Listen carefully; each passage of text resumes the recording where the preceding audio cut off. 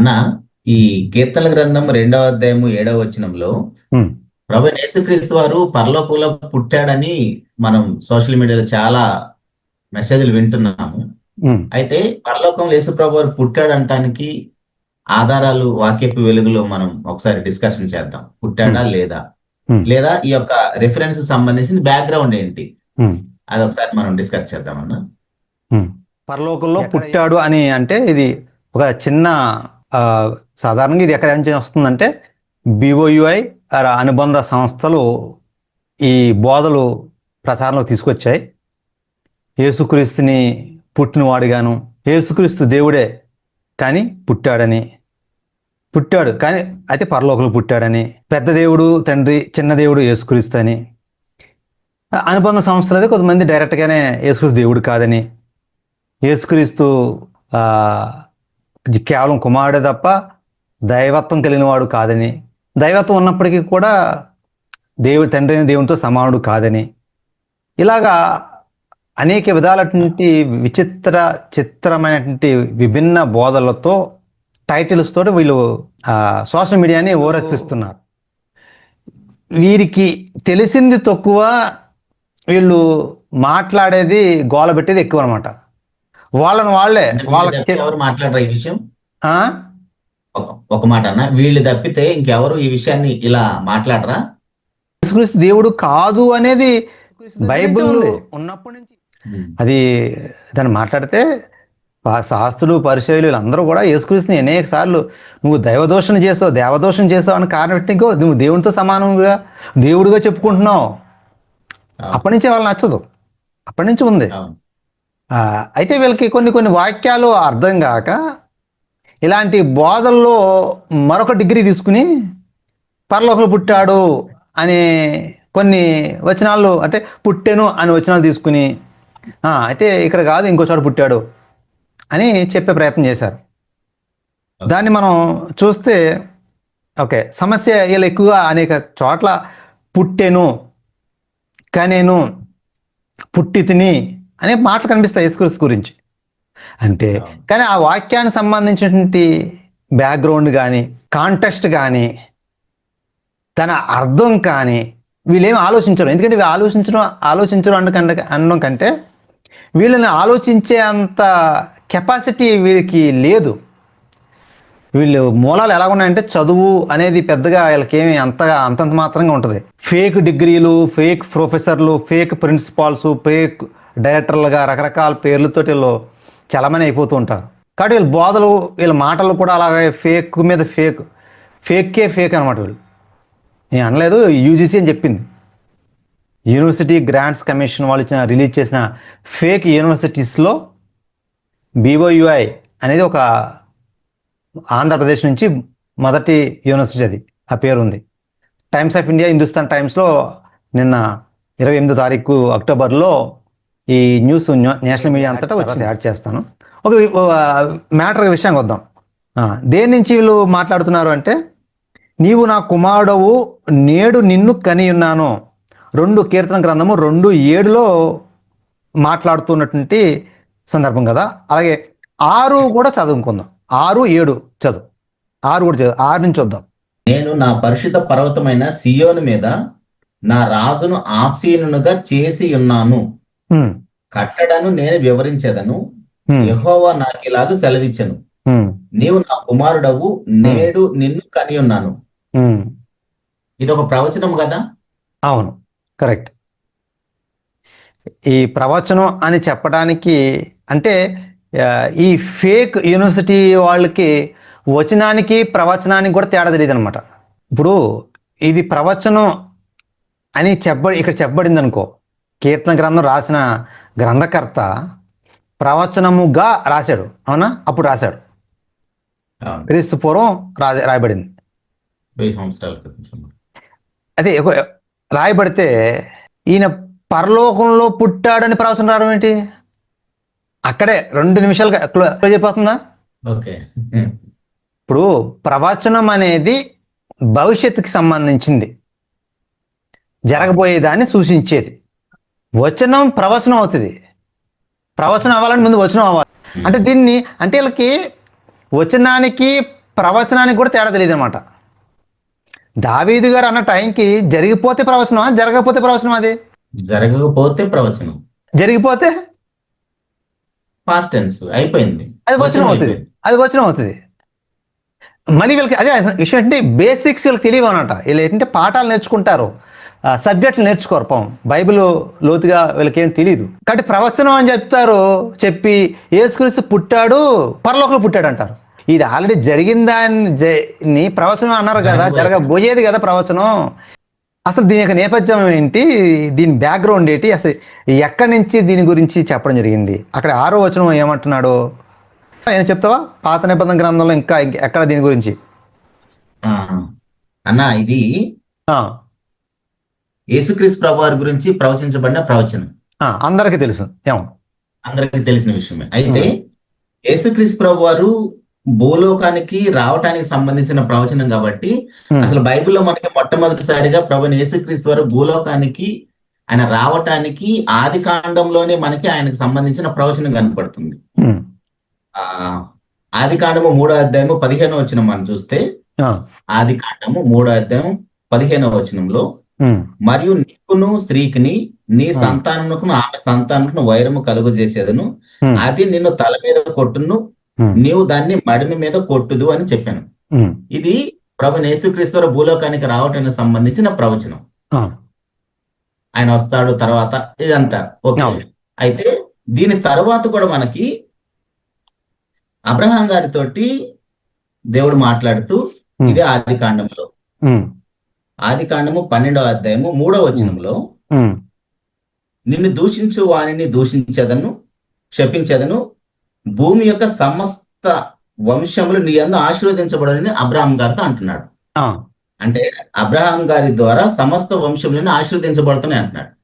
ఇదే అబ్రహాం గారితోటి 22వ అధ్యాయము 18వ వచనంలో కూడా, 22వ అధ్యాయము 18వ వచనంలో, మరియు నీవు నా మాట వినినందున భూలోకములను జనములనియు నీ సంతానము వలన ఆశీర్వదించబడునని ఆయనతో ప్రమాణం చేస్తున్నారు. అక్కడేమో నీ వలన సమస్త జనములు ఆశీర్వదించబడుతున్నాయని చెప్తున్నాడు, ఇక్కడేమో నీ సంతానము వలన అని చెప్తున్నాడు. ఇప్పుడు ఈ సంతానం ఎవరు? మనకి అపోస్తలుడైన పౌలు గారు ఈ సంతానము అన్నాడు కదా, అదే సంతానం అక్కడ ఏకవచనమా బహువచనమా అనేది కూడా చూసుకోవాలి. అదే నీ సంతానము అని ఉంటుంది, సంతానములు అనడు, సంతానము అంటాడు, సంతానము అంటున్నాడు. దాన్ని ఏమంటారంటే వ్యాకరణం, భాషలో వ్యాకరణం అంటారన్నమాట. ఎంత జాగ్రత్తగా ఉండాలి అనడానికి బైబిల్ అంత జాగ్రత్తగా మాట్లాడుతుంది. అక్షరాలు పొల్లు కూడా ఎక్కడ విడిచిపెట్టదు. చెప్పు. ఓకే, ఇది మనకి అపోస్తలుడైన పౌలు గారు గలతీ పత్రిక 3వ అధ్యాయము 16వ వచనంలో, అబ్రహామునకును అతని సంతానమునకును వాగ్దానములు చేయబడను, ఇందాక మనం చూసిన ఆది కాండం, వాగ్దానములు చేయబడను, ఆయన అనేకులను గూర్చి అన్నట్టు సంతానములకును అని చెప్పక ఒకని గూర్చి అన్నట్టు నీ సంతానమునకును అనెను, ఆ సంతానము క్రీస్తు.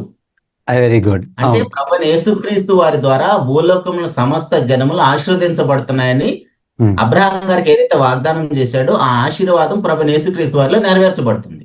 అవును. అయితే ఇక్కడ క్లియర్ గా మనకు అర్థమవుతుంది, ప్రభువైన యేసుక్రీస్తు వారు అబ్రహాం గారి ద్వారా భూలోకంలోకి వస్తున్నట్టుగా కనబడుతుంది. ఓకే, మరి దానికి మీ కీర్తనకి ఏం సంబంధం ముడిపెడుతున్నావా? లేదన్న, లేదు, వస్తున్నాను. సమస్త జనములు ఎలా ఆశీర్వదించబడుతున్న దానికి అక్కడికే వస్తున్నాను. అయితే ఇప్పుడు అబ్రహాం గారి ద్వారా సమస్త జనములు ఆశీర్వదించబడుతున్నాయి, అది ప్రభువైన యేసుక్రీస్తు వారు అన్నప్పుడు, ఇప్పుడు అబ్రహాం గారికి 2 కుమారులు ఉన్నారు, ఇష్మాయిల్ గారు ఉన్నారు, వాగ్దాన పుత్రుడు ఇసాక్ గారు ఉన్నారు. మరి ఇప్పుడు అబ్రహాం గారిలో 2 కుమారులు ఉన్నప్పుడు ఇస్మాయిల్ గారి ద్వారా ఆశీర్వదించబడుతున్నారా, ఇసాక్ గారి ద్వారా అంటే ఇసాక్ గారి ద్వారా. అయితే ఇప్పుడు ఇసాక్ గారికి కూడా మరలా 2 కుమారులు కనపడుతున్నారు మనకు, ఏశావు గారు, యాకోబు గారు. ఇప్పుడు ఏశావు గారి ద్వారా వస్తున్నాడా భూలోకానికి, యాకోబు గారి ద్వారా వస్తున్నాడా అంటే యాకోబు గారి ద్వారా వస్తున్నాడు. యాకోబు గారు. ఇప్పుడు యాకోబు గారి దగ్గర మరలా 12 గోత్రాలు ఉన్నాయి, 12 మంది ఉన్నారు. మరి ఇప్పుడు 12 మందిలో ఎవరి ద్వారా వస్తున్నాడు ఆయన? అంటే చూడండి ఎలా వస్తున్నారు ప్రభు యేసుక్రీస్తు భూలోకానికి ప్రయాణం ఎలా జరుగుతుందో చూడండి. ఈ 12 గోత్రాలలో యోధా గోత్రాల నుంచి ఆయన వస్తున్నాడు. యోధా గోత్రం నుంచి వస్తున్నప్పుడు ఆ యోధాకి దేవుడు ఒక మంచి ప్రవచనాన్ని ఇస్తున్నాడు అండి యోధా గారి గురించి. ఆది కాండంలోనే మరలా ఒకసారి ఆది కాండంకి వెళ్ళేసి వద్దాం. 49వ అధ్యాయము 49వ అధ్యాయం డైరెక్ట్ గా 10వ వచనం చదువుతున్నాను. ఆది కాండము 49వ అధ్యాయం 10వ వచనములో, షిలోహు వచ్చే వరకు యోధా యొద్ద నుండి దండము తొలగదు, అతని కాళ్ల మధ్య నుండి రాజదండము తొలగదు. ఇక్కడ ఒక సింహాసనానికి సంబంధించిన ప్రవచనం మనకు కనపడుతుంది. ఒక సింహాసనానికి సంబంధించిన ప్రవచనం మనకు కనపడుతుంది. అయితే ఈ సింహాసనము ఇవన్నీ మనకి ఇలా కనబడుతున్నప్పుడు దీనికి సంబంధించిన ప్రవచనం మనకి ఇప్పుడు యోధా గోత్రంలో నుంచి యేసుప్రభు వస్తున్నట్టుగా చూసాము. ఇప్పుడు యోధా గోత్రంలో నుంచి ఎన్నో వంశాలు ఉన్నాయి. ఆ వంశాలలో మనకి దావీదు గారి వంశంలో నుంచి ప్రభు యేసుక్రీస్తు వస్తున్నట్టుగా మనకి కొన్ని ఆధారాలు. సమయలు 2వ గ్రంథము 2వ సమయలు 7:13 నుంచి చదువుతున్నాను అన్న, లేదా డైరెక్ట్ 12 నుంచి చదువుతాను. రైట్. 2వ సమయల గ్రంథం 7వ అధ్యాయము 12 నుంచి, నీ దినములు సంపూర్ణమగునప్పుడు నీవు నీ పితరులతో కూడా నిద్రించిన తరువాత నీ గర్భముల నుండి వచ్చిన నీ సంతతిని హెచ్చించి రాజ్యమును అతనికి స్థిరపరిచెదను. అతడు నా నామ ఘనత కొరకు ఒక మందిరమును కట్టించును, అతని రాజ్య సింహాసనము నేను నిత్యముగా స్థిరపరిచెదను. నేను అతనికి తండ్రినై ఉండును, అతడు నాకు కుమారుడై ఉండును. ఇక్కడ ఒక డాట్ కలుస్తుంది. ఇక్కడ ఏంటంటే నీవు నా కుమారుడువు అన్నాడు అక్కడ దావీదు. అవును, కీర్తనలో నీవు నా కుమారుడు అన్నాడు. నీవు నా కుమారుడు అన్న ఈ వంశావళి అన్ని చూసుకుంటూ వస్తే సమూయేలు గ్రంథం వచ్చేసరికి, అంటే రాజుల కాలం వచ్చేసరికి అక్కడ ఏమని ఉంటుందంటే, రాజుగా ఉన్న వాళ్ళను, రాజుగా నియమించబడిన, అభిషేకించబడిన వారిని ఏమంటున్నాడంటే దేవుడు, నీవు నా కుమారుడవు, నేను అతనికి తండ్రినయ్యును అంటున్నాడు. అంటే తండ్రి కుమార సంబంధాన్ని, రిలేషన్షిప్ ని ఈ విధంగా డిఫైన్ చేస్తున్నాడు. అక్కడ డెఫినేషన్ అది అక్కడ అలా ప్రారంభమైంది. అవును. అయితే ఇక్కడ ఇంకొక విషయాన్ని కూడా మనం చూడాలన్నా, ఇక్కడ దావీదు గారితో మాట్లాడుతున్నాడు కదా. ఇప్పుడు దావీదు గారితో మాట్లాడుతున్నప్పుడు ఇప్పుడు దావీదు గారికి కూడా చాలా మంది కుమారులు ఉన్నారు కదా. దావీదు గారికి కూడా చాలా మంది కుమారులు ఉన్నారు. అయితే ఇక్కడ మనకి 13వ వచనంలో ఒక మంచి ఆధారం దొరుకుతుంది. ఏంటిది? అతడు నా నామ ఘనత కొరకు ఒక మందిరమును కట్టిస్తాడు. మందిరమును కట్టించి ఆయన దేవుడు అతనికి తండ్రి అవుతాడు. అతనికి ఈ కుమారుడు ఎవరైతే మందిరాన్ని కట్టిస్తారో అతనికి కుమారుడు అవుతాడు. కుమారుడు తండ్రి అనేది ఆయన గురించి మాట్లాడుతున్నాడు. ఎవరు మందిరం కట్టించింది అంటే సొలొమోను వస్తాడు. సొలొమోను గారు ఈ సందర్భంలో సొలొమోను గారు ఇప్పుడు సొలొమోను గారిని దేవుడు కోరుకున్నాడా లేదా అది కూడా మనకు తెలియాలి కదా. అవును. దానికి కూడా మనకు ఆధారం దినవృత్తాంతముల మొదటి గ్రంథము 28వ అధ్యాయము, దినవృత్తాంతాల మొదటి గ్రంథం 28వ అధ్యాయము 5వ వచనంలో, యెహోవా నాకు అనేక మంది కుమారులను దయచేసి ఉన్నాడు, అయితే ఇశ్రాయేలు పైన యెహోవా రాజ్య సింహాసనం మీద కూర్చునుటకు ఆయన నా కుమారులందరిలో సొలొమోను కోరుకొని ఆయన నాతో ఇలాగూ సెలవిచ్చెను, నేను నీ కుమారుడైన సొలొమోను నాకు కుమారునిగా ఏర్పరచుకొని ఉన్నాను, నేను అతనికి తండ్రినై యుందును, అతడు నా మందిరమును నా ఆవరణమును కట్టించును. చూడండి లింక్ ఎలా కలుస్తుందో, ఎక్కడి నుంచి ఎలా కలుస్తుందో చూడండి. ఆది కాండం నుంచి ప్రారంభిస్తే ఈ సొలొమోను వరకు కూడా ఆ యొక్క సిరీస్ డాట్స్ అనేది పర్ఫెక్ట్ గా ఆ దేవుని యొక్క ప్రణాళిక ఎలా ఒకదానికొకటి చక్కగా కలుపుకుంటూ బైబిల్ రావడం జరిగింది. బైబిల్ ఎప్పుడు కూడా ఇలాగే, అంటే సందర్భ సహితంగా కాలానుగుణంగా కలుపుకుంటూ ఆలోచించుకుంటూ రావాలి. ఎక్కడో వచనం కని ఉన్నానని తీసుకుని మరో చోట కని అని చూసుకుని ఇక కని అంటే ఇక పరలోకంలో పుట్టాను అని తీసుకోవడానికి వీల్లేదు. రైట్, దినవృత్తాంత ఓకే, శామ్యూయల్ అయిపోయింది, దినవృత్తాంతాలు అయిపోయింది. దీన్ని బట్టి ఏమర్థవుతుంది మనకి అంటే ఇక్కడ ఆదికాండంలో 45వ అధ్యాయంలో శాశ్వత రాజ్యము, ఆ శాశ్వత రాజ్యము సింహాసనం మీద శాశ్వత రాజు గురించి మాట్లాడుతున్నాడు. అయితే ఇక్కడ సొలొమోను శాశ్వతమైన రాజు కాదు, ఆయన సింహాసనం శాశ్వతమైంది కాదు. అవును. మరి ఇప్పుడు ఈ ప్రవచనం సొలొమోను గారికి మాత్రమే కాకుండా భవిష్యత్తులో కూడా ఇది ప్రభువైన యేసుక్రీస్తు వారికి సంబంధించిన ప్రవచనం. ఇది మీకా గారు కూడా ప్రవచిస్తాడు. ఆ మీకా గ్రంథం 5వ అధ్యాయం 2వ వచనంలో మనందరికి క్రిస్మస్ అప్పుడు మనం అందరం చదువుకునే ప్రవచనం. మీకా గ్రంథం 5వ అధ్యాయము 2వ వచనంలో, బెత్లెహేము ఎఫ్రాతా, యోదా వారి కుటుంబంలో నీవు స్వల్ప గ్రామమైనను నా కొరకు ఇశ్రాయేలుని ఏలబోవాడు నీలో నుండి వచ్చును. ప్రభువైన యేసుక్రీస్తు వారు యోదా వారి కుటుంబంలో స్వల్ప గ్రామం అయినప్పుడు కూడా ఇశ్రాయేలు ప్రజల్ని ఏలబోయే రాజు వారిలో నుంచే వస్తున్నాడని ప్రవచనం ఇది కూడా. సో ఈ ప్రవచనాలన్నీ ఇలా మనకి లింక్ అవుతూనే వస్తున్నాయి. ఆ కీర్తన గ్రంథం 2వ అధ్యాయం 7వ వచనములో 6వ వచనములో ఆ రాజ్యానికి సంబంధించి రాజు గురించి సంబంధించిన ప్రవచనం, ఇవన్నీ లింక్ ఇలా కనపడుతున్నాయి ఆదికాండం నుంచి. సో ఇప్పుడు దీన్ని మనం ఎలా అర్థం చేసుకోవాలి? ఓకే, సో అదే మనం ఎప్పుడు కూడా బైబిల్ను దీనే బైబిల్ స్టడీ లేదా బైబిల్ పరిశోధన అని మనం పిలుస్తూ ఉంటాం. బైబిల్ ఎప్పుడు కూడా థియాలజీ స్టడీ చేసినప్పుడు ఇలాంటి విషయాలు ఇంకా చాలా లోతుగా ధ్యానిస్తారు. ఈ పరలోకంలో పుట్టాడు అన్న వాళ్ళు ఎందుకు అలా చెప్తున్నారంటే వాళ్ళకి ఈ అవగాహన రహస్యం వల్ల, ఇంత డెప్త్ ఏమీ వాళ్ళకు ఉండకపోవడం వల్ల ఎందుకు అలాంటి బోధలు చేస్తున్నారంటే వారు తెలియనప్పుడు కొన్ని బోధలు ఈ సమాజంలోనికి విడిచిపెట్టేశారు. తప్పులు జరిగిపోయినాయి. ఇప్పుడు తప్పు అని తెలిసినా తను సరిదిద్దుకోకుండా తప్పు మీద తప్పు, తప్పు మీద తప్పు, ఇంకో తప్పు, 2, 3 అలా చేసుకుంటూ వెళ్ళిపోతున్నారు, సమర్థించుకుంటూ వెళ్ళిపోతున్నారు తప్ప సరి చేసుకోవట్లేదు. వాళ్ళ ఈగోని తగ్గించుకోవట్లేదు, వాళ్ళ అహాన్ని పక్కన పెట్టట్లేదు. వాళ్ళ పొరుగు బోద్ద అంటున్నారా, గౌరవం బోద్ద అనుకుంటున్నారో తెలియదు. వాళ్ళు వాళ్ళతో పాటు వాళ్ళు నమ్మేటువంటి అమాయకమైన స్టూడెంట్స్ వీళ్ళందరూ కూడా నాశనానికి బాధ్యులు అవుతున్నారు. వాళ్ళని సపోర్ట్ చేసుకోవడానికి అక్కడక్కడ వాక్యాలని, ఆ పదాలు కనిపించేటువంటి వాక్యాలను తీసుకున్నారు తప్ప ఇలా ఒక సీక్వెన్స్లో వచ్చి ఆలోచించేటువంటి జ్ఞానం, పరిజ్ఞానం వారికి ఉండకపోవడం వలన ఈ సమస్య జరిగింది. ఓకే, అక్కడ వాళ్ళు జరిగింది. ఇప్పుడు ఈ విషయానికి వస్తే కనుక ఇప్పుడు 6, 7 కూడా ఇంతవరకు మనం చదువుకున్న దానికి కంక్లూజన్లో కనిపిస్తుంది. అయితే నువ్వు ఇందాక అన్నా కదా, ఇది సొలొమోనుకి వర్తిస్తుందా లేదా యేసుక్రీస్తుకి వర్తిస్తుందా అని. ఈ ప్రవచనాన్ని 2:7 కీర్తన 2:7 ప్రవచనాన్ని ఏమంటారంటే టైపాలజికల్ ప్రొఫెసీ అంటారు. దీన్ని డ్యూయల్ ప్రొఫెసీ అని అంటారు. అంటే ఇమ్మీడియట్గా ఒకళ్ళ విషయంలో అది ఫుల్ఫిల్ అవుతుంది హిస్టారికల్గా, అలాగే అల్టిమేట్ ఫుల్ఫిల్మెంట్ అనేది మరొకరి దగ్గర అవుతుంది, అది క్రీస్తులో అవుతుంది. దానిని టైపాలజికల్ ఆర్ డ్యూయల్ ప్రొఫెసీ అని అంటారు.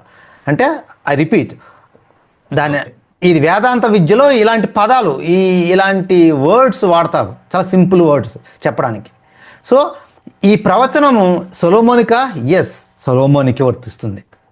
ఇందాక ఆయన రాజ్యం నిత్యం ఉంటుందా? నిత్యం ఉండేవాడా? కాదు. మరి సొలొమోను అభిషక్తుడా? ఎస్, రాజుగా నియమించబడాలంటే దేవుడు అభిషేకించాలి.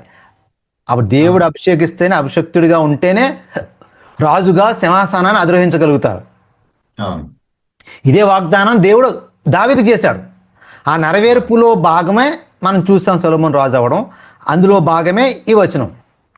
ఇంకా చెప్పాలంటే ఈ వచనం చాలా ఇతిహాస గీతం అని చెప్పొచ్చు. ఈ 2:7 అనేది బైబిల్ అంతట్లో కూడా చాలా చక్కని ఒక పెద్ద సబ్జెక్ట్ని ఒక్క వచనంలో చెప్పమంటే చెప్పిన మాట ఇది. బైబిల్ అంతా కూడా దీని మీదే, ఈ నెరవేర్పు మీద చుట్టూనే తిరుగుతూ ఉంటుంది. ఎలాగా అంటే, సో టైపాలజికల్ ప్రొఫెసీ అంటే చెప్పాను కదా, సో అది ఎలాగా నెరవేరింది, సొలొమోన్లో నెరవేరింది అనేది మనకు తెలుసు. దానికి ప్రత్యేకంగా స్టడీ అవసరం, ఆల్రెడీ మనం చూసాము, మన అందరికి తెలుసు. అక్కడ సమస్య కాదు. ఇప్పుడు ఆయన ఎక్కడ పుట్టాడని సమస్య కాదు కదా. ఇప్పుడు యేసుక్రీస్తు పరలోకంలో పుట్టాడని సమస్యకి ముందు మొదటి 1-2 నిమిషాల్లోనే అది తేలిపోయింది. ప్రవచనం అన్న తర్వాత ఆదికాండం చూస్తున్నప్పుడు ఎక్కడ కూడా ప్రభు యేసుక్రీస్తు పరలోకంలో పుట్టిన దానికి సంబంధించింది, సింహాసనం రాజ్యానికి సంబంధించి ఎక్కడ కనపడలేదు. అదే కాదు, అసలు ప్రవచనం అన్న తర్వాత పరలోకంలో పుట్టిన తర్వాత ఇప్పుడు దావీదు చెప్పడం ఏంటి? అది వీలు పడదు కదా. పరలోకంలో పుడితే ఆయన పుట్టిన తర్వాత వీళ్ళందరూ వచ్చారు అనుకో, వాళ్ళ లెక్క ప్రకారం జరిగిపోయిందని మళ్ళీ దావీదు గారు కని ఉన్నానని చెప్పడంలో అర్థం లేదు. ప్రవచనం కాదు అది, అలా ఆ మాటల ప్రకారం.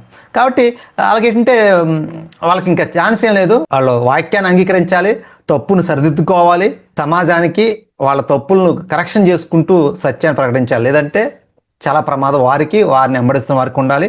అలాగే ఈ వీడియో రూపంగా చెప్పేది ఏంటంటే, ఎవరైనా కానీ ఇలాంటి తప్పుడు బోధలు, యేసుక్రీస్తు దైవత్వాన్ని తగ్గించే బోధలు, యేసుక్రీస్తు యొక్క దేవుడు కాదు అని చెప్పే బోధలు ఎవరైనా ఉంటే వాటికి దూరంగా ఉండండి. ఆయన నిత్యుడు, తండ్రితో దేవునితో సమానుడు, దేవునితో సమానంగా ఆరాధించబడడానికి యోగ్యుడు, ఆరాధనకు పాత్రుడు, అన్ని లక్షణాలు కలిగినవాడు. ఇందులో అనుమానం లేదు, బైబిల్ అదే చెప్తుంది. మరొక సందర్భంలో దాని గురించి వివరంగా మాట్లాడుకుందాం. సో అది ఇక ఈ విషయానికి, ఈ ఆలోచనకు వస్తే కనుక ఇది ఎలాగా, ఎక్కడ నెరవేరింది ఏంటి అని వస్తే, ఇక్కడ కనడం అంటే వీళ్ళకి ఎలాగా అర్థమైంది? దేవుడు కన్నాడు, ఇక్కడ పరలోకంలో కన్నాడని ఉందా అడుగుతున్నా. నువ్వేం చూసావు? నీ బైబిల్లో ఏమైనా ఉందా? నేడు నిన్ను కని ఉన్నాను అంటే ఎవరు?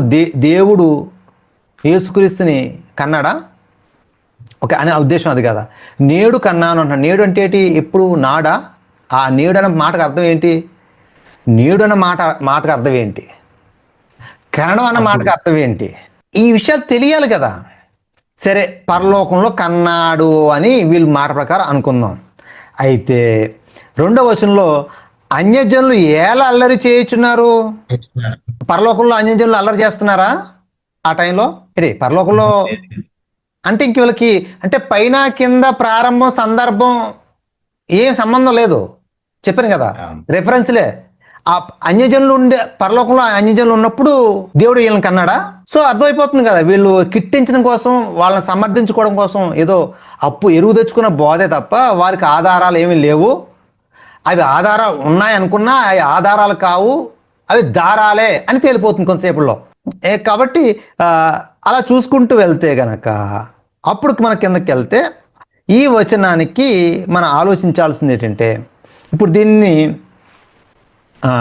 ఇప్పుడు అల్టిమేట్ ఫుల్ఫిల్మెంట్ అని అంటారు. అంటే యేసుక్రీస్తులో ఎప్పుడు నెరవేరింది అని ఆలోచించడానికి లోకా గారే అపోస్తల కార్యాల్లో దీన్ని డైరెక్ట్గా వాడాడు. అక్కడికి వెళ్ళిపోవడమే సరిపోద్ది. మనమే దీనికోసం ఎక్కడెక్కడ వాడారో చూసుకుని సరిపోతుంది. అపోస్తల కార్యాలు 13వ అధ్యాయము 33 చూస్తే సరిపోద్ది, అంతే. ఏముంది 33 చూడడానికి ముందు 30 నుంచి చూద్దాం. 30 నుంచి చదువు సరే.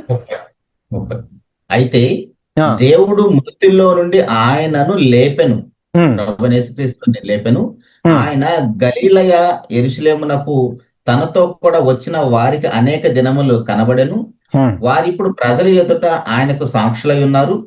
దేవుడు యేసును లేపి పితరులకు చేసిన వాగ్దానమును మన పిల్లలకు నెరవేర్చి ఉన్నాడని మేమును మీకు సువార్త ప్రకటించుచున్నాము. అలాగే నీవు నా కుమారుడవు, నేను నిన్ను కంటిని అని 2వ కీర్తన యందు రాయబడి ఉన్నది. ఇక్కడ ఏమన్నాడు? చాలా క్లియర్ గా ఇంతవరకు మనం అనుకున్నాం కదా, ఆ వాగ్దానం చేయబడింది. దేవుడు యేసుని లేపి పితరులకు చేసిన వాగ్దానమును మన పిల్లలకు నెరవేర్చి ఉన్నాడని మేమును మీకు సువార్త ప్రకటించున్నాం. ఇంతకుముందు ప్రశ్న అడిగో, సువార్త ప్రకటించుకుంటే సరిపోతుంది, ఇలాంటి వాదనలు ఇలాంటి చర్చలు అవసరం అని. ఇక్కడ ఏమంటున్నాడు? యేసుని లేపి సువార్తకు సంబంధించిందే ఈ వాక్యాలకు, ఈయన యొక్క నిత్యత్వానికి, దైవత్వానికి సంబంధం లేకుండా సువార్త ఏముండదు. అక్కడ ఏమంటాడంటే, మేము మీకు సువార్త ప్రకటించున్నాం. ఎలా సువార్త ప్రకటిస్తున్నారు? ఆయన లేపాడు. లేపడం అంటే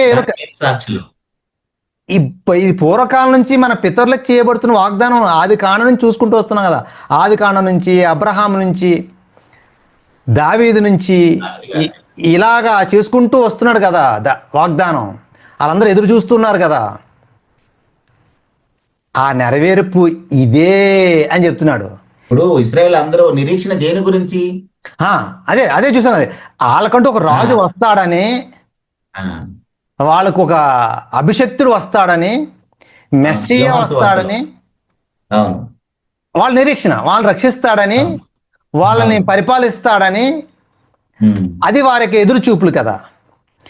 ఆ ఎదురు చూపులకి ముగింపుగా ఈ మాటను పౌలు ఇక్కడ మాట్లాడుతున్నట్టుగా అర్థమవుతుంది. ఏమని చెప్తున్నాడు? లేపి అని చెప్పి అదే సువార్త, అదే వాగ్దానం అంటున్నాడు. లేపడం వాగ్దానం ఏంటి? ఆయన పునరుద్ధానం, లేపడం ఏమంటాం? పునరుద్ధానం అంటాం. అంటే పునరుద్ధానం అనేది వాగ్దానం ఎలా అవుతుంది? పునరుద్ధానం వాగ్దానం చేశాడా? మేము అతను లేపుతామని చెప్పాడా? అంటే ఏదో ఈ భాషలో ఈ భావం ఏదో ఉంది. పునరుద్ధానం జరగడాన్ని ఇక్కడ ఏమంటున్నాడంటే, నీవు నా కుమారుడవు, నేడు నిన్ను కంటిని అని 2వ కీర్తన రాయబడి ఉన్నది కదా, అది ఇదే అని వాడుతున్నాడు. అంటే పునరుద్ధానమే కనటం, అంతే అంతే. ఇంకా అక్కడ మరొక అర్థం లేదు. పునరుద్ధానం జరగడం అంటేనే దేవుడు కనడం అనే సంగతి అర్థం. అంటే పునరుద్ధానం జరిగింది ఎక్కడ? పునరుద్ధానం అంటే పునరుద్ధానం జరిగింది భూమి మీద కదా, 3వ దినాన్ని లేచాడు. భూమి మీదే కదా. పరలోక ప్రస్తావన ఇంకేముంది అక్కడ? అదే కదా. Very good.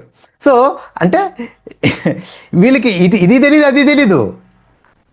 అంటే ముందు అది ప్రవచనం అని తెలియదు కదా వాళ్ళకి పాపం. దాని మామూలు మన భాషలో మాట్లాడుకున్నా కూడా ఇప్పుడు ఎవరన్నా పిల్లల్ని కన్నారు అనుకో, ఏమంటాం? ఒక పాపకో బావకో ప్రాణం వచ్చింది, ప్రాణం పోసింది, జీవం వచ్చింది, ఒక జీవి బయటకు వచ్చింది అంటారు. జన్మనివ్వడాన్ని అలా అంటారు. అంటే భాష అర్థం కావడం కోసం ఎక్స్ప్లెయిన్ చేస్తున్నాం, థియలాజికల్ పాయింట్ ఆఫ్ వ్యూలో కాదు. మరి యేసు ప్రభువు వారు జీవం, సజీవుడిగా రావడం కూడా ఏంటి? జీవం పోసుకోవడం, మళ్ళీ బ్రతకడం, పుట్టడమే. అందుకు ఆ భాషా పరిజ్ఞానాన్ని భాషతో వాడాడు. అంటే పునరుద్ధానం అంటేనే పుట్టడం. ఆ పుట్టడం గురించే దావీదు గారు ప్రవచనం, ఆ ప్రవచనం నెరవేర్పే పునరుద్ధానం అని చెప్పడం జరుగుతున్నాడు. మరి ఇప్పుడు నేడు నేను కంటినంటే ఏ నేడు అది? ఇదిగో ఎప్పుడైతే ఆయన పునరుద్ధానుడు అయ్యాడో అప్పుడే ఆయన కనడం. The day when he was resurrected is called day he was begotten. అది అర్థం. అంటే ఎప్పుడైతే ఆయన పునరుద్ధానుడు అయ్యాడో అప్పుడే ఆయనను కనినట్టు. ఆ డే గురించి నేడు అంటే అర్థం. అది బిగాటెన్ సన్షిప్ అని వీళ్ళకి ఎంతసేపు లోక సంబంధం కన్నం అంటే మనుషులు కంటున్నాయి, జంతువులు కంటున్నాయి, పక్షులు కంటున్నాయి, అలాగే దేవుడు కూడా కన్నాడేమో అని అనుకునే వాదనలో మాటల్లో ఉన్నారు తప్ప వాక్యపు వెలుగులో ఆలోచించటం లేదు. పౌలు చాలామందిని నేను మిమ్మల్ని సువార్త ద్వారా కన్నాను అంటాడు. సువార్త ద్వారా కనడం ఏంటి అంటే అది ఇది ఇలా తీసుకుంటే సరిపోద్దా? ఈ అర్థానికి ఇలాగే కన్నమా అంటే పౌలు కన్నాడా? పౌలు పెళ్ళి అవ్వలేదు కదా. అంటే ఆయన కూడా కొరింథీయులకు రాసిన మొదటి పత్రిక 4వ అధ్యాయము 15-16 వచనములో, క్రీస్తు యేసునందు మీకు ఉపదేశకులు 10,000 మంది ఉన్నాను, తండ్రులు అనేకులు లేరు. క్రీస్తు యేసునందు సువార్త ద్వారా నేను మిమ్మును కంటిని. సువార్త ద్వారా నేను మిమ్ముని కంటిని అంటే మరి ఎలా? అంటే ఆయన పెళ్ళి అవ్వలేదు కదా, ఆ కనడం ఏంటి? కాదని అర్థమవుతుంది కదా. కొంచెం మనసు పెడితే కామన్ సెన్స్ మనకు అర్థమయ్యే భాషలో చెప్తున్నాడు. ఆ వాళ్ళు ఎలా కన్నారు అంటే, వాళ్ళ కండం అంటే సువార్త కండం అంటే ఏంటి? సువార్త కండం అంటే ఎఫెసీ పత్రికలో ఉంటుంది. మీరు అపరాధముల చేతను పాపముల చేతను చచ్చిన వారై ఉండగా, మీ అపరాధముల చేతను పాపముల చేత మీరు చచ్చిన వారై ఉండగా ఆయన మిమ్మల్ని క్రీస్తు కూడా బ్రతికించను. క్రీస్తు కూడా బ్రతికించను. బ్రతికించడం, సువార్త ద్వారా బ్రతకడం అంటే కరణం అని పౌలు చెప్పాడు ఇంతకుముందు చదువుకుంది అదే. సువార్త ద్వారా కూడా అలానే కన్నాను అంటాడు. ఇదే విషయాన్ని మాట్లాడుకుంటూ ఏమంటారంటే, ఈ నెరవేర్పుని కంక్లూజిస్తూ రోమీ రాసిన పత్రిక 1వ అధ్యాయము 4వ వచనం చూద్దాం. We are closing. రోమిలికి రాసిన పత్రిక 1:4 అంటే 1:4 అంటే 7వ వచనంలో కలిసి ఉంటే చివరిలో 4. దేవుడు తన కుమారుడు అక్కడ ఉంచా దేవుడు శరీరం యేసు శరీరం బట్టి దావీదు సంతానముగాను తర్వాత అక్కడ నుంచి యేసుక్రీస్తు శరీరమును బట్టి దావీదు సంతానముగాను మృతుల్లో నుండి పునరుద్ధానుడు అయినందున పరిశుద్ధమైన ఆత్మను బట్టి దేవుని కుమారుడుగాను ప్రభావంతో నిరూపింపబడెను. అది ఎప్పుడు దేవుడు కుమారుడుగా నిరూపించబడ్డాడు? ఎప్పుడు ఈయన దేవుని కుమారుడు అనే ఐడెంటిటీ ఎప్పుడు వచ్చింది దీనికి అఫీషియల్ గా? ఎప్పుడు సీల్ అయిపడ్డాడు? ఎదురు చూస్తూ ఎదురు చూస్తూ ఎదురు చూస్తూ మన ఆది కాండం చూసుకుంటూ వస్తున్నాం కదా, అందరూ కూడా ఎదురు చూస్తూ వస్తూ ఉన్నారు. ఎప్పుడు ఎప్పుడు ఎప్పుడు ఎప్పుడు ఎప్పుడు ఎక్కడ ఎక్కడ ఎప్పుడు అని ఆ ఎదురు చూస్తున్న ఆ మెస్సయ్య అభిషక్తుడు ఈయనే, క్రీస్తు ఈయనే. దేనికి లింకప్ చేశాడు? అయినందున దేవుని కుమారుడు. దీనికి ఇంకో ఎక్స్టెన్షన్ ఇక్కడ ఆపేయకూడదు. అది దేవుని కుమారుడు కారణం అంటే అర్థం. మరి తర్వాత ఏం జరగాలి? అప్పుడు అభిషక్తులు, అప్పటి రాజులు అభిషేకించబడిన తర్వాత ఎందుకు అభిషేకించబడతారు? వాళ్ళు రాజులుగా నియమించబడతారు. సింహాసనానికి రాజుగా, దేవుని పక్షముగా, దేవుని రిప్రజెంటేటివ్గా నిలబడతారు. వాళ్ళు ఎదురు చూస్తున్నట్టు కుమారుడు, క్రీస్తు, అభిషక్తుడు, రాజు ఈయనే. దేవుడు ప్రభువుగాను, రక్షకుడుగాను, రాజుగా నియమించింది ఈయనే, ప్రభువుగా నియమించింది ఈయనే. నతనయేలు గారు కూడా అంటాడు అదే మాట. ఒకసారి మనం యోహాను సువార్త 1వ అధ్యాయము 43 నుంచి 49 వరకు ఒకసారి చదువుతాను చూడండి. అంటే ఇశ్రాయేలు జనాంగం అంతా కూడా ఎవరి కోసమే ఎదురు చూస్తున్నారు. ఆ ఎదురు చూస్తున్నాయని మేము కనుగొన్నామని వాళ్ళ మాటల్లో మనకు కనబడుతుంది. చూడండి ఒకసారి యోహాను సువార్త 1వ అధ్యాయము 43 నుంచి. మరునాడు ఆయన గలిలయ వెళ్ళగోరి ఫిలిప్పును కనుగొని నన్ను వెంబడించమని అతనితో చెప్పాను. ఫిలిప్పు బెత్సయిదా వాడు, అనగా ఆంద్రయ, పేతురు అను వారి పట్టణపు కాపురస్తుడు. ఫిలిప్పు నతనయేలును కనుగొని ధర్మశాస్త్రంలో మోషేయు ప్రవక్తలు ఎవరిని గురించి వ్రాసిరో ఆయనను కనుగొంటిమి. అంటే ఆయన కనుగొన్నామంటే ఆయన కోసం ఎదురు చూస్తున్నట్టు క్లియర్ గా కనబడుతుంది. అంటే ఆయన యోసేపు కుమారుడైన నజరేయుడగు యేసు అతనితో చెప్పాను. అందుకు నతనయేలు నజరేతులో నుండి కంటిన్యూ చేయనా? అంటే అది మధ్యలో అంశం. అంటే ఇక్కడ మనం అండర్లైన్ చేయాల్సిన మాట ఏంటంటే, నేను మోషేయు ప్రవక్తలు చెప్పిన వాడిని నేను కొనుక్కున్నాను, నేను కొనుక్కుంటుని. అంటే మోషే ప్రవక్తలు ఎప్పటి నుంచైతే ఎవరి గురించి అయితే ప్రవచించి ఎదురు చూస్తూ ఉన్నారో ఆ ప్రవచనానుసారమైన వ్యక్తిని నేను కొనుగొన్నాను, వచ్చి చూడు అనే మాట అండర్లైన్ చేయాలన్నమాట. ఆ తర్వాత అప్పుడు నతనయేలు వచ్చాడు కదా, వచ్చిన తర్వాత నతనయేలు ఏమంటున్నాడు? నతనయేలు బోధకుడా, నీవు దేవుని కుమారుడవు, ఇశ్రాయేలు రాజు అని ఆయన ఉత్తరం ఇచ్చాను. 49 కదా, 1:49. ఫిలిప్పుకి నతనయేలు డిఫరెన్స్ ఏంటి? ఫిలిప్పేమో ప్రవక్తలు మోషేయు ఎవరి గురించి అయితే చెప్పారో అతను నేను కొనుగొన్నానంటే, ఈ నతనయేలు ఏమంటాడంటే థియలాజికల్ గా మాట్లాడుతున్నాడు అన్నమాట. సో అంటే సో ఈ రోజు ఇలాంటి వాళ్ళు మనకు కావాలి, మన క్రైస్తవంలో ఇలాంటి వాళ్ళు కావాలి. ఫిలిప్పు ఎలా పరిచయం చేశాడు? యేసుక్రీస్తు గురించి ఎలా పరిచయం చేశాడు? యేసుక్రీస్తు గురించినటువంటి వర్తమానం ఎలా అందించాడు నతనయేలుకి? అప్పుడు ఈరోజు అలా జరగట్లేదు. దేవుని కుమారుడు, రాజు, ఇశ్రాయేల్ రాజుని మేము కొనుగొన్నాము అనేటువంటి ఒక చక్కని సందేశాన్ని నతనయేలుకి అర్థమైంది. ఓకే, అంటే అదే విషయం 2:7 చెప్పేది అదే. కీర్తనలు 2:7 చెప్పేది ఇదే మాట, రైటా?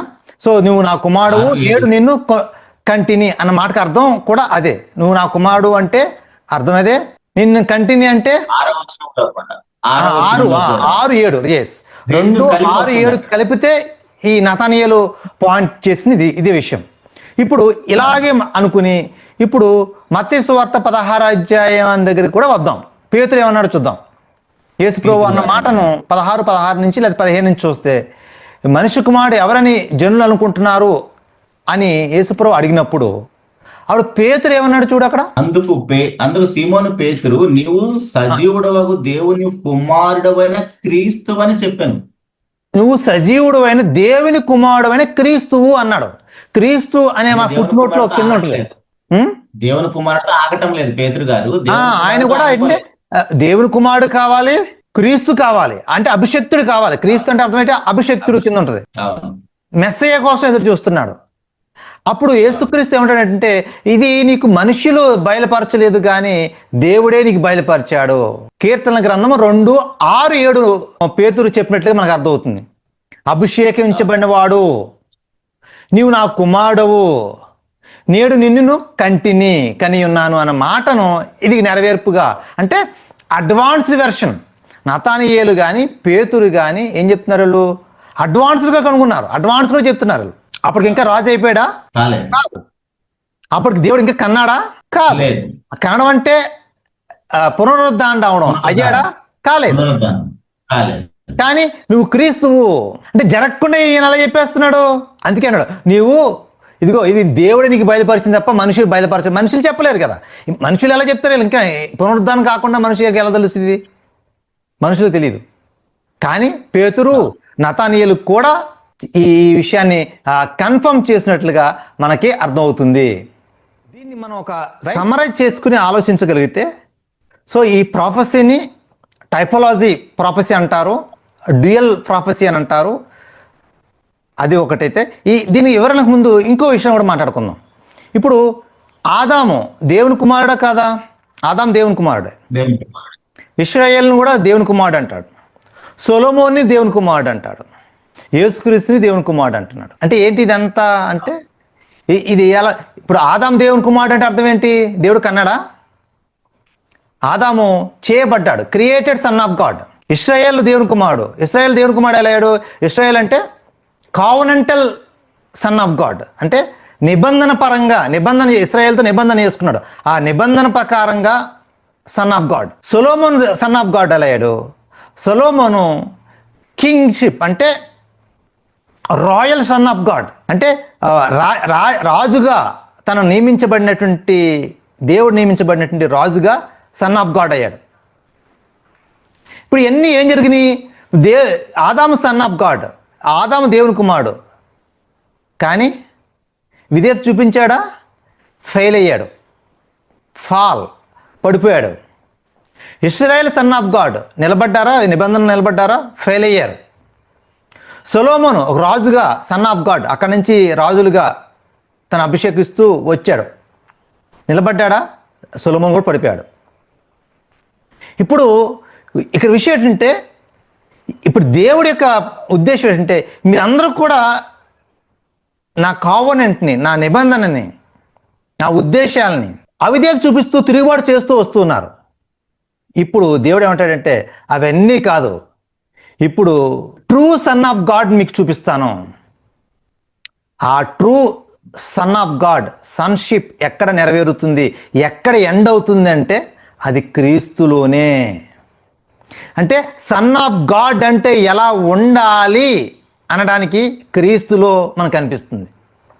ఆదాములో కూడా ఆయన ఇమేజ్ తన రూపంలో తన పోలిక చెప్పని చేసుకున్నాడు, కానీ ఆయన కోల్పోయాడు. ఇశ్రాయేల్లో కూడా అంతే, సొలొమోన్లో కూడా అంతే. సొలొమోన్ రాజు అంటే అది పెట్టి దేవుని రిప్రజెంటేటివ్స్, దేవుని యొక్క క్యారెక్టర్ని, దేవుని యొక్క ఆజ్ఞల్ని, దేవుని యొక్క గుణగణాలని పరిపాలనలో చూపించాల్సిన వారు వాళ్ళు విఫలమయ్యారు. చివరి అభిషక్తుడు ఎవరు? అభిషక్తుడు ఒక్కడైనా? చాలా మంది ఉన్నారు అభిషక్తులు ఇంతకుముందు ఉన్నారు. అది తెలియాలి. అభిషక్తుడు అంటే యేసుక్రీస్తు ఒకటే కాదు, రాజులు కూడా రాజరికంగా రాజుగా నియమించబడినప్పుడు వాళ్ళు అభిషేకించబడిన వారుగా ఉంటూ ఆ రాజులు అవుతారు. ఇప్పుడు చివరి అభిషక్తుడు ఎవరు? యేసుక్రీస్తు. సో అర్థమవుతుంది కదా. సో ఆదాము నుంచి, ఇశ్రాయేల్ దగ్గర నుంచి, సొలొమోన్ దగ్గర నుంచి యేసుక్రీస్తు వరకు ఇవంతా కూడా ఒక నెరవేర్పు కనిపిస్తుంది. నేడు నిన్ను కని ఉన్నాను అంటే అర్థం ఏంటంటే, నేడు అంటే ఇప్పుడు మన భాషలో చెప్పాలంటే నేడు అంటే ఎవరు, ఎక్కడ, ఇప్పుడు ఈస్టర్. ఇప్పుడు మన వాళ్ళకి అర్థమయ్యే భాష పదం వాడాలంటే ఈస్టర్. నేడు నిన్ను కన్నానంటే ఈస్టరు అని అర్థం. ఈస్టర్ ఎప్పుడు నేడు అంటే ఆ నేడు ఇండికేట్స్ ఈస్టర్, యేసుక్రీస్తు జన్మం. చాలామంది క్రీస్తు జన్మదినం అనుకుంటున్నారు. క్రిస్మస్ కాదు. నేడు నిన్ను కన్నానంటే క్రిస్మస్ కాదు, ఈస్టరే ఈ right birth of Christ. Christmas అంటే biological birth, that is different. రోమిలసిన పత్రిక ఇంత చదువుకున్న 1:4 మనకు కనిపిస్తుంది. శరీరం బట్టి దావీదు కుమారుడుగాను మృతుల్లో నుండి పునరుద్ధానుడు అయినందున దేవుని కుమారుడుగా రుజువు చేయబడెను. ఇంతవరకు దేవుని కుమారుడు అనుకుంటున్నాడు. ఎప్పుడు రుజువు చేయబడ్డాడు? పునరుద్ధానం అయినప్పుడు రుజువు చేయబడ్డాడు. ఈ రుజువు కోసమే దావీదు దగ్గర నుంచి ఇంకా ముందు కాలం నుంచి ఎదురు చూస్తూ ఉన్నారు. ఐడెంటిటీ దొరికింది, తన గుర్తింపు దొరికింది, గుర్తింపు కన్ఫర్మ్ చేయబడింది ఆయన పునరుద్ధానం అవడం ద్వారా. అదే విషయాన్ని అపోస్తల కార్యాలు 13వ అధ్యాయంలో కానీ ఇవన్నీ మనం ఇప్పుడు అంతా చూసిన వచనాలన్నీ కూడా అదే తెలియజేస్తున్నాయి. కాబట్టి కన్నాను అంటే పరలోకంలో పుట్టాడా, లేకపోతే మరీకి పుట్టాడా, అక్కడ పుట్టాడా, ఇక్కడ పుట్టాడని ఎతకూడదు. కన్నాను అని కానీ దేవుని కుమారుడు అని కానీ పరలోకంలో ఎతకూడదు.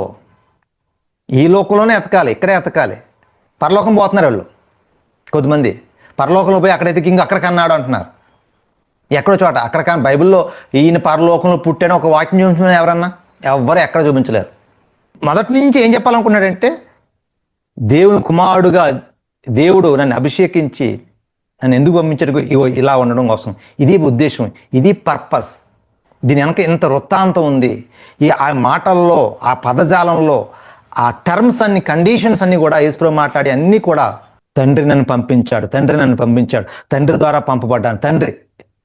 ఇవన్నీ కూడా యేసుక్రీస్తులోనే నెరవేరింది. Ultimate fulfilment of Psalms 2:6 and 7 was seen in Christ. Final ultimate anointed king ఎవరంటే యేసుక్రీస్తు. అంతేగాని ఇంక దానికి మించి మరొక అయినా అర్థం తీశారా? అది వాక్యానికి వ్యతిరేకం, లేఖనాలకి విరుద్ధం. బైబిల్ ఇంకోసారి చదవండి. తప్పు చెప్పారా? సరిదిద్దుకోండి, సరి చేసుకోండి, దేవుని దగ్గర రండి, దేవుణ్ణి మరొకసారి చదవండి. మేము చెప్పిన మాటలు నమ్మలాంశాలు రెఫరెన్స్ ఇచ్చాం.